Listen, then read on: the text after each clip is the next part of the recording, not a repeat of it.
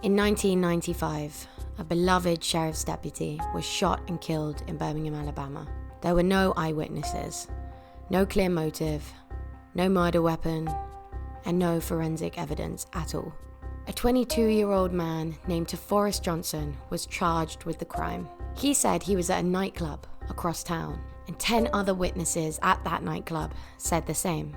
He's maintained his innocence for 26 years. The original prosecutor who sent him there says he deserves a new trial, as does the sitting district attorney, and 3 members of the original jury who convicted him. This is his story.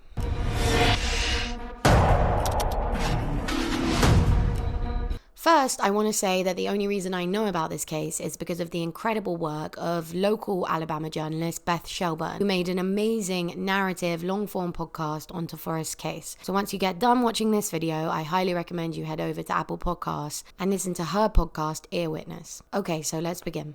The year is 1995. America is in the grips of a crack epidemic, and mass incarceration is just exploding. Politicians are talking about a new kind of criminal, young, black, and to be feared above all else. The term super predators has just entered the national vocabulary. And Alabama, of course, is not immune to any of this. On a night in late 1995, Deputy William Hardy is working the night shift at a local hotel as a security guard, and he does something very unusual. He leaves his lit cigarette and his two-way radio at his desk, and he exits out of a door he hardly ever uses into a dark parking lot. Deputy Hardy is shot twice, at close range, and he doesn't survive. Birmingham 911. Yes, ma'am. This Jefferson County police officer shot in the back of our building. He is not moving. People in the car drove away. There are no eyewitnesses, no clear motive, no obvious suspect. And the people assigned to find the killer are his friends, his colleagues, his fellow deputies, still raw with grief and anger. The pressure from above is immediate and unrelenting.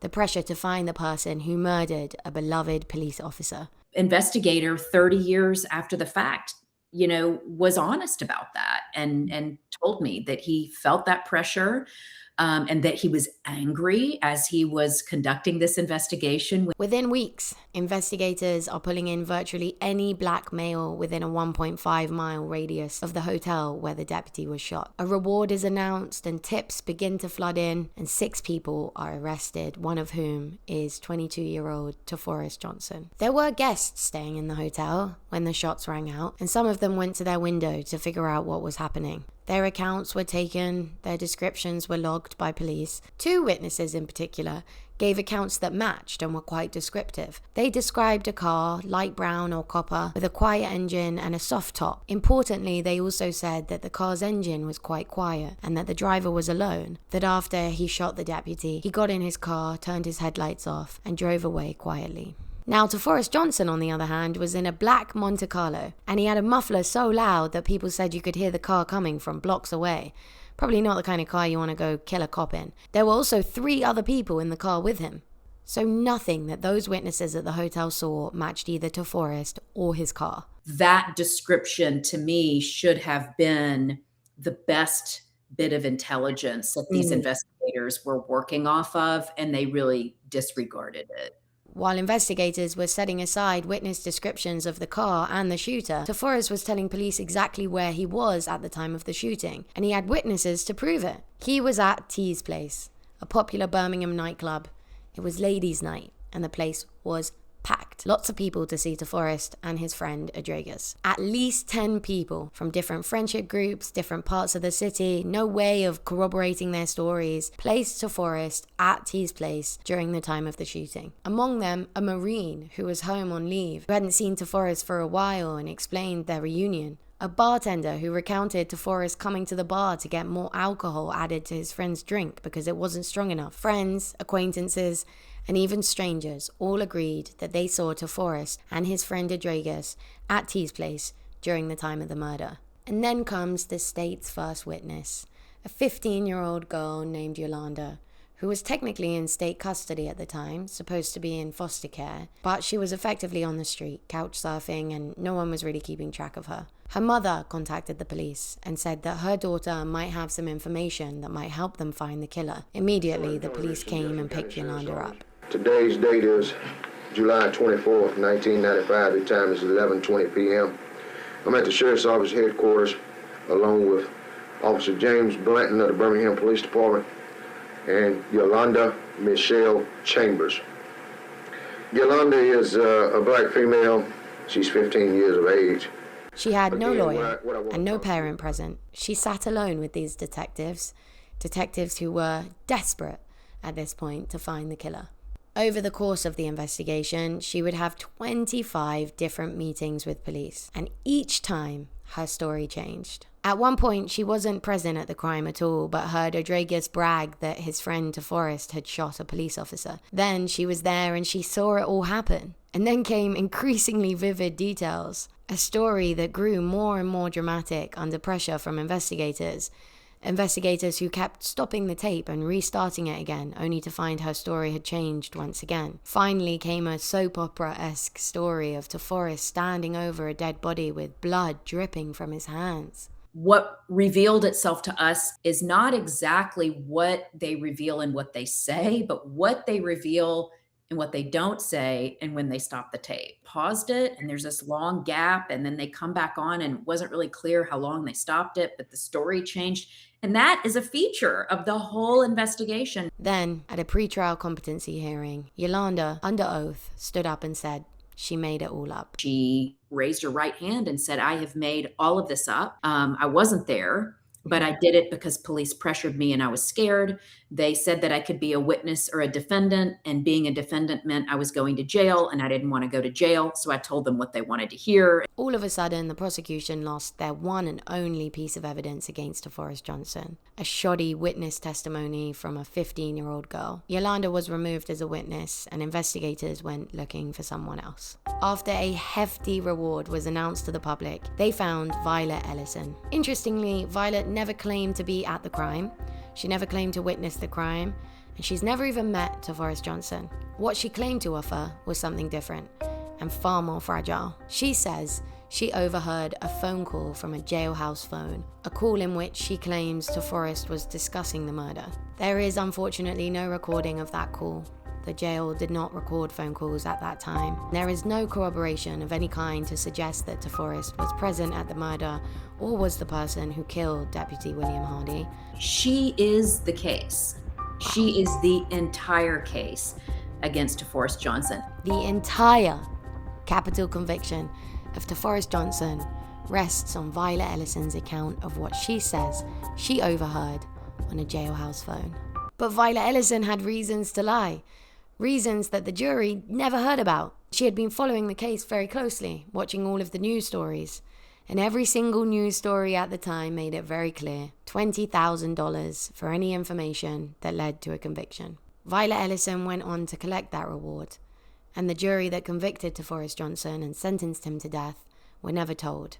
In fact, the state hid it for 17 years. You know, that's the part that I think really signals corruption. Yeah. You know, if you're going to use a paid witness, everybody has to know that it's a paid witness, and they didn't. Yeah. And in fact, the state hid it for 17 years. In capital cases, it's incredibly hard to get your conviction overturned.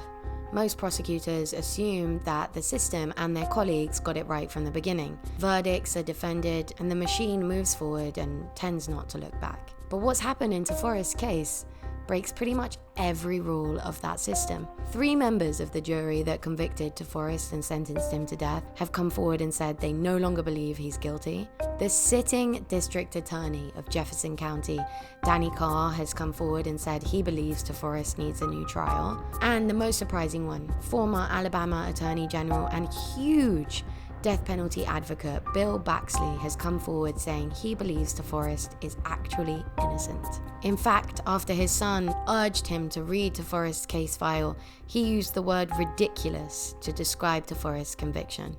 I read it, it's totally innocent. He is at the very least entitled to a new trial. And then there is Jeff Wallace. The man who tried Toforest Johnson twice. The man who stood in front of 2 separate juries and asked them to sentence him to death. The man who literally built the case that led to Toforest's conviction. Even he has come forward and said, Toforest needs a new trial. We called innocence projects around the country, and we could not find another capital murder case in any jurisdiction anywhere where the original prosecutor is supporting a new trial. That just doesn't happen. These are not outsiders. These are not advocates or activists. These are the men who make up the very system that put Toforest Johnson on death row. And now they are saying in very plain language that something went terribly wrong. Toforest now has 19 grandchildren.